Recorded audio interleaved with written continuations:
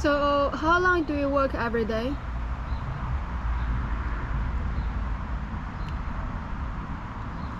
From 7 till usually 6. That's long. 11 hours. 11 hours? I used to do. I thought I it's used to do 16. I thought it's illegal. It is now. It is now. Oh. But When it never changed?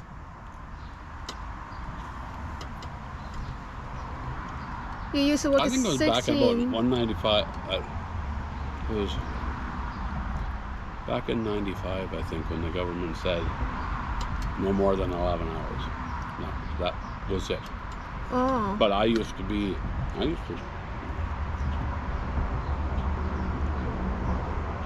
work 12-hour days all the time, and sometimes double shifts.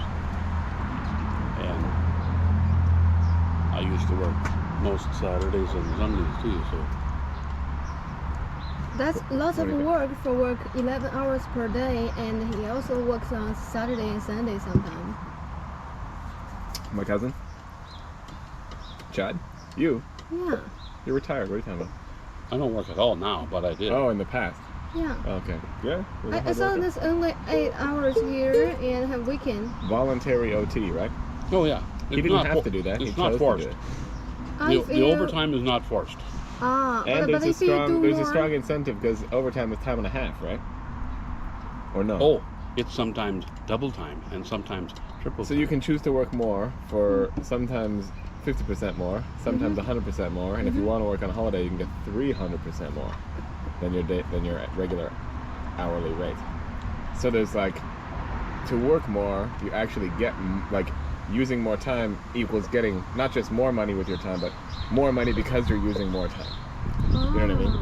Yeah. So that 9th hour you work, you'll be making more than you did in that 8th hour. Your salary will increase as soon as you go to 9, 10, 11, 12. Yeah, overtime. That's why they were able to overtime. pay the house so fast, because you were basically working constantly.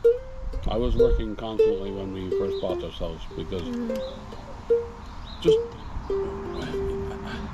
when I bought this house, I would never ever think that the prices of property and real estate would go up the way they have, because it would have never been in the interest on anything. Well, when we bought this house, the interest rate was 5%. We bought it in '83, just before Christmas, and we had a recession then, and the interest rates had come down from 22%. And it's like, well, we couldn't afford a house, so we lived in an apartment for a long time, and then they start going down. Apartment actually cheaper than a house. For me? Is an apartment actually cheaper than a house? Or equal or more?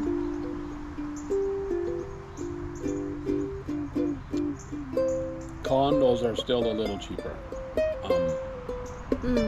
If this one would be $900,000, a condo would be like $699 or $599. That's good. Did work a lot for family. Never started. He worked for 16 hours per day. It's like Jesus Christ. Well, I just try to figure Saturday now and that if Sunday. somebody wants to buy a house from $700,000 and up, I always try to figure out how much you would have to earn to buy that. Like, I don't think I ever made enough money that I could buy a house at that price. I mean, yes, I had raises over the years, but there was a few years in there that we never did get any raises because in the 1990s, in '82 we had a recession. That was bad because there were so many people that lost their houses when they were going up to interest. Their mortgages would come due and they'd be 21%. It's like, holy crap, that's like double what they would pay, because normally it was between 8 and 10 for a mortgage at the time. People at work thought I was nuts when we bought this house, but we had to get out of our apartment. Our landlady was, she was a pain in the ass. Because he was a very, very nosy landlord. But and that's why we had to get out of there, and that's like, it couldn't be any tougher than putting up with her to be strapped down with a mortgage.